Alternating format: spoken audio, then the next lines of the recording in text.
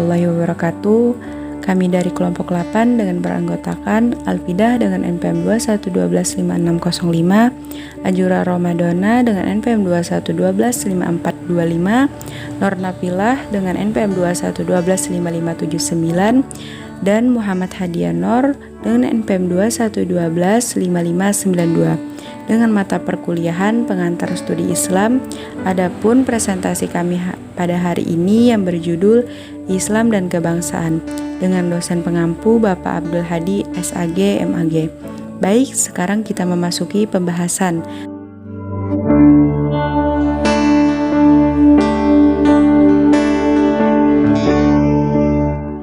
Pembahasan yang pertama, hubungan Islam dan kebangsaan.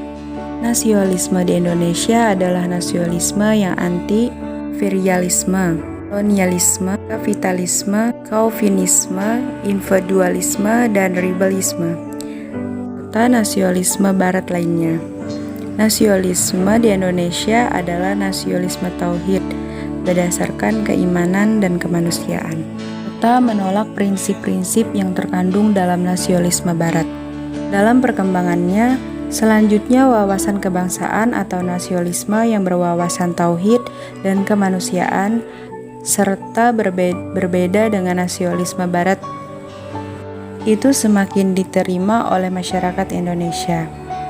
Dalam hubungan ini terdapat sebuah pendekatan yang dapat digunakan untuk melihat hubungan Islam dengan kebangsaan, yaitu pendekatan normatif keagamaan Islam, pendekatan historis Indonesia, pendekatan psikologis, dan pendekatan pragmatis.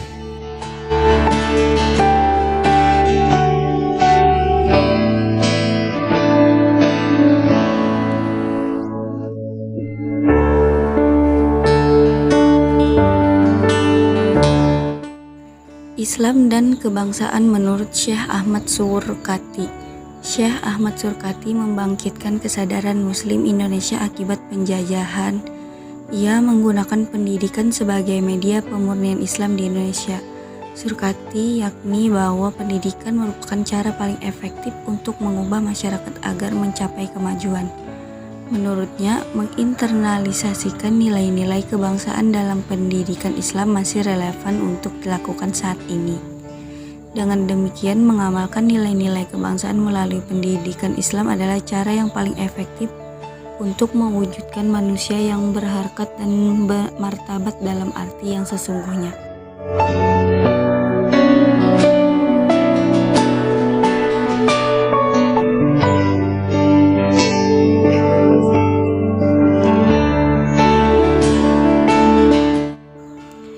Islam dan kebangsaan menurut Syekh Kiai Haji Hasyim Asy'ari. Menurut Kiai Hasyim Asy'ari, menjadi seorang khalifah berarti sepenuh hati mempresentasikan nilai-nilai ketuhanan. Khalifah sejati adalah orang yang selalu berpikir apa yang telah ia perbuat untuk sesama, bangsa, dan negaranya. Dalam hal ini, Kiai Hasyim Asy'ari berpijak pada hadis Nabi yang mengatakan bahwa sebaik-baiknya manusia adalah yang paling bermanfaat bagi sesamanya. Kiai Hasyim selalu mengingatkan akan pentingnya persatuan dan kesatuan umat supaya sebuah perjuangan akan membuah hasil yang baik. Nasionalisme kebangsaan dalam kacamata Kiai Hasyim bukan hanya sebuah istilah, namun merupakan manifestasi konkret dan kecintaan seseorang pada tanah airnya yang harus dibuktikan dengan sebuah pengorbanan.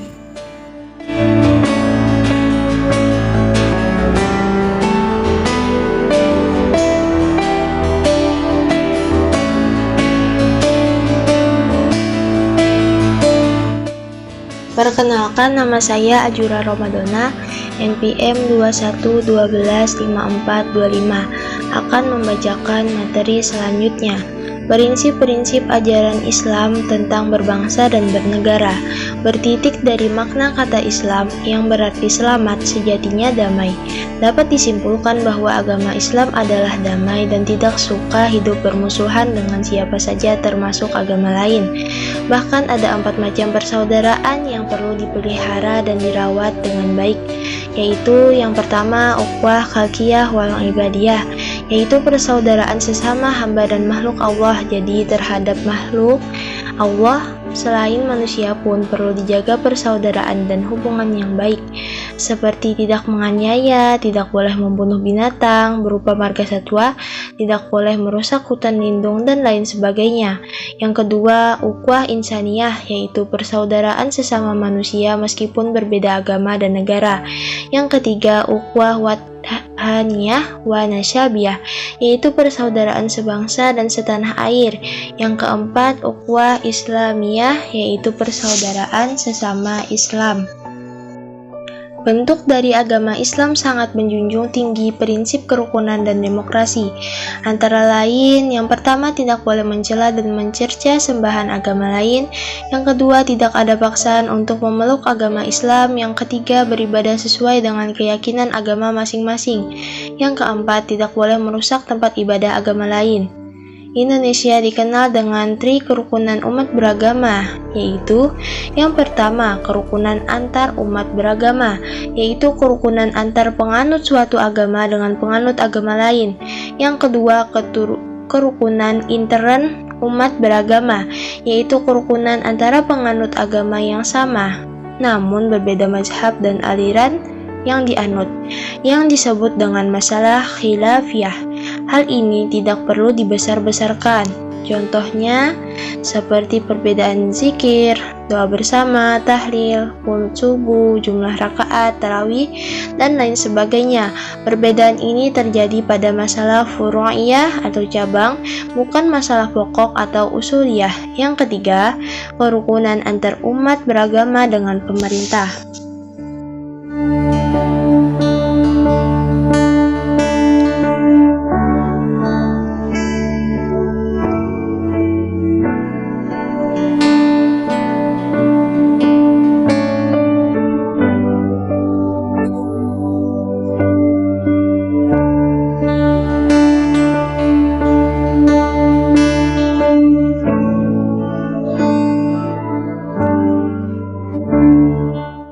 Assalamualaikum warahmatullahi wabarakatuh.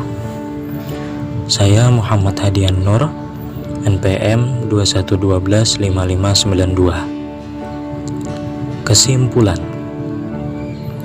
hubungan Islam dan kebangsaan. Nasionalisme di Indonesia adalah nasionalisme yang anti-imperialisme, kolonialisme, kapitalisme, chauvinisme, individualisme, dan liberalisme, serta nasionalisme barat lainnya.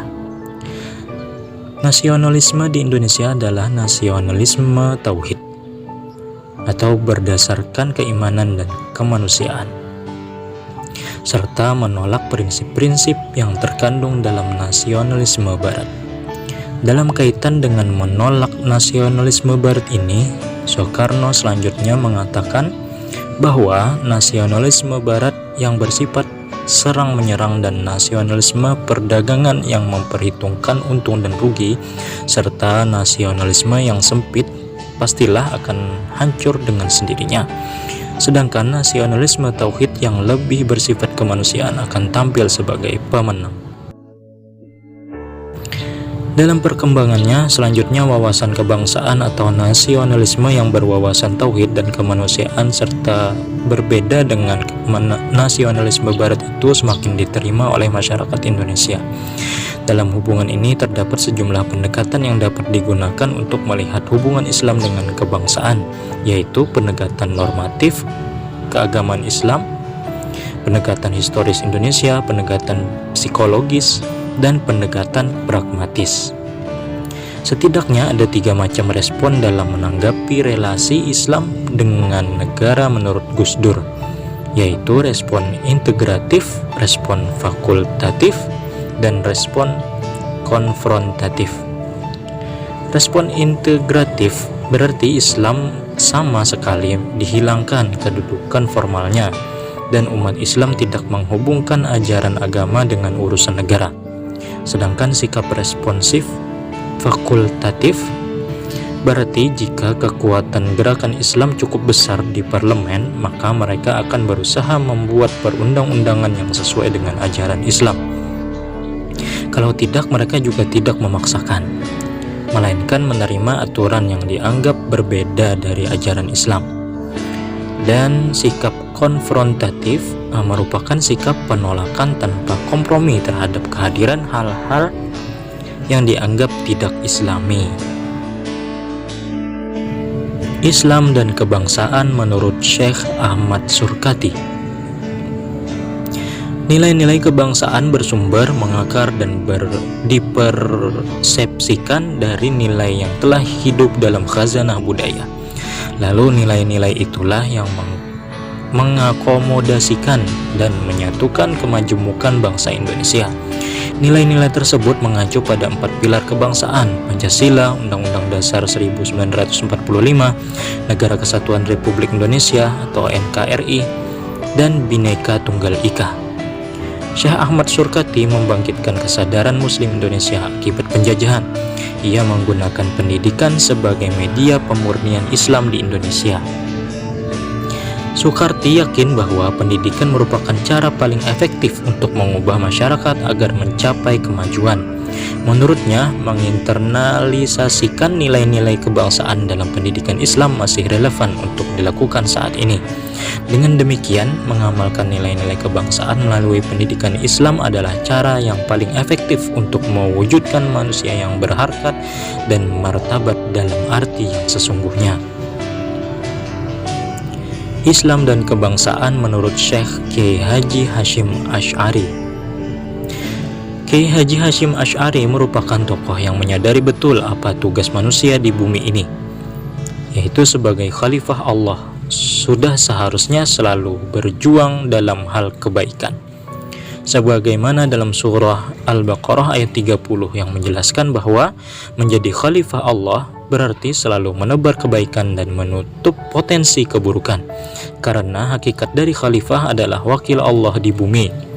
Menurut Kiai Hashim, menjadi seorang khalifah berarti sepenuh hati merepresentasikan nilai-nilai ketuhanan. Khalifah sejati adalah orang yang selalu berpikir apa yang telah ia perbuat untuk sesama, bangsa, dan negaranya. Dalam hal ini, Kiai Hashim Asy'ari berpijak pada hadis Nabi yang mengatakan bahwa sebaik-baiknya manusia adalah yang paling bermanfaat bagi sesamanya. Kiai Hashim selalu mengingatkan akan pentingnya persatuan dan kesatuan umat supaya sebuah perjuangan akan membuahkan hasil yang baik. Nasionalisme atau kebangsaan dalam kacamata Kiai Hashim bukan hanya sebuah istilah, namun merupakan manifestasi konkret dan kecintaan seseorang pada tanah airnya yang harus dibuktikan dengan sebuah pengorbanan. Hal inilah yang menjadikan beliau sebagai pahlawan nasional. Kiai Hashim memang lahir di Jombang, namun seluruh hidupnya didedikasikan untuk bangsa dan negara Indonesia. Prinsip-prinsip ajaran Islam tentang berbangsa dan bernegara. Bertitik dari makna kata Islam yang berarti selamat, sejatinya damai, dapat disimpulkan bahwa agama Islam adalah damai dan tidak suka hidup bermusuhan dengan siapa saja, termasuk agama lain. Bahkan ada 4 macam persaudaraan yang perlu dipelihara dan dirawat dengan baik, yaitu ukhuwah khalqiyah wal ibadiyah atau persaudaraan sesama hamba dan makhluk Allah. Jadi terhadap makhluk Allah lah selain manusia pun perlu dijaga persaudaraan dan hubungan baik, seperti tidak menganiayanya, tidak boleh membunuh binatang berupa marga satwa, tidak boleh merusak hutan lindung, dan lain sebagainya. Yang kedua, ukhuwah insaniyah, yaitu persaudaraan sesama manusia meskipun berbeda agama dan negara. Yang ketiga, ukhuwah wataniyah wa nasabiyah, yaitu persaudaraan sebangsa dan setanah air. Yang keempat, ukhuwah Islamiyah, yaitu persaudaraan sesama Islam. Agama Islam sangat menjunjung tinggi prinsip kerukunan dan demokrasi, antara lain tidak boleh mencela dan mencerca sembahan agama lain, tidak ada paksaan untuk memeluk agama Islam, beribadah sesuai dengan keyakinan agama masing-masing, dan tidak boleh merusak tempat ibadah agama lain. Di Indonesia dikenal tri kerukunan umat beragama, yaitu yang pertama kerukunan antar umat beragama, yang mana kerukunan antar penganut suatu agama dengan penganut agama lain. Yang kedua, kerukunan intern umat beragama, yaitu kerukunan antara penganut agama yang sama namun berbeda mazhab dan aliran yang dianut, yang disebut dengan masalah khilafiyah. Hal ini tidak perlu dibesar-besarkan seperti zikir, doa bersama, tahlil, kunut subuh, jumlah rakaat tarawih, dan lain sebagainya. Perbedaan ini terjadi pada masalah furu'iyah atau cabang, bukan masalah pokok atau usuliyah. Yang ketiga, Indonesia dikenal dengan kerukunan antara umat beragama dengan pemerintah. Bila prinsip-prinsip di atas dapat dijalankan dengan baik, maka NKRI akan damai dan persatuan kesatuan akan tetap utuh serta terhindar dari perpecahan dan disintegrasi bangsa. Indonesia nampaknya menjadi contoh yang indah. Indonesia dibangun di atas keragaman. Sejak berdirinya, republik ini tersusun dari anak bangsa dengan beragam latar belakang, suku, bahasa, dan agama. Keragaman ini oleh para pendiri bangsa telah dirangkai menjadi mozaik yang indah, yang diikat dengan persatuan.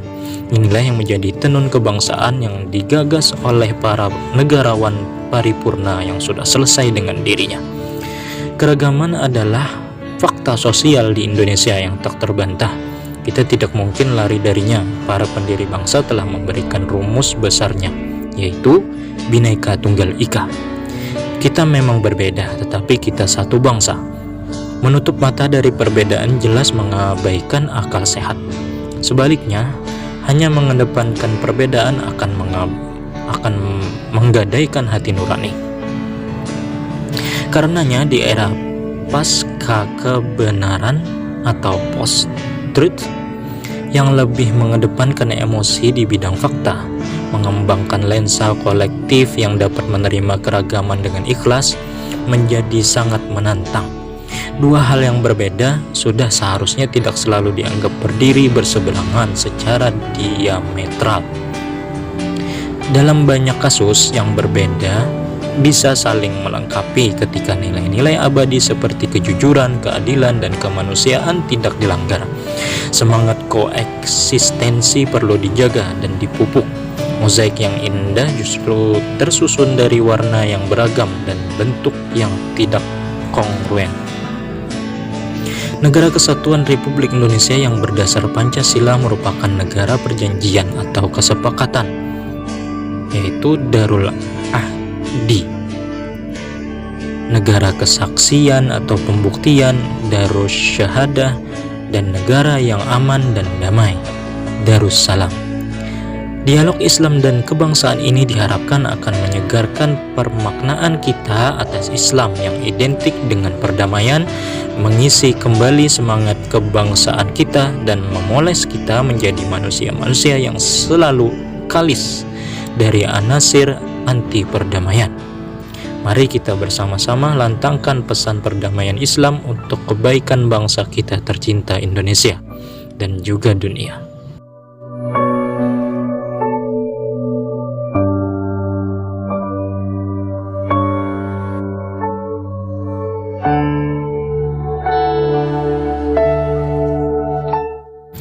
Sekian dari kami, semoga bermanfaat. Kami dari kelompok 8 mohon undur diri. Salah dan kurangnya mohon dimaafkan. Atas perhatian dan waktunya kami ucapkan terima kasih banyak. Wassalamualaikum warahmatullahi wabarakatuh.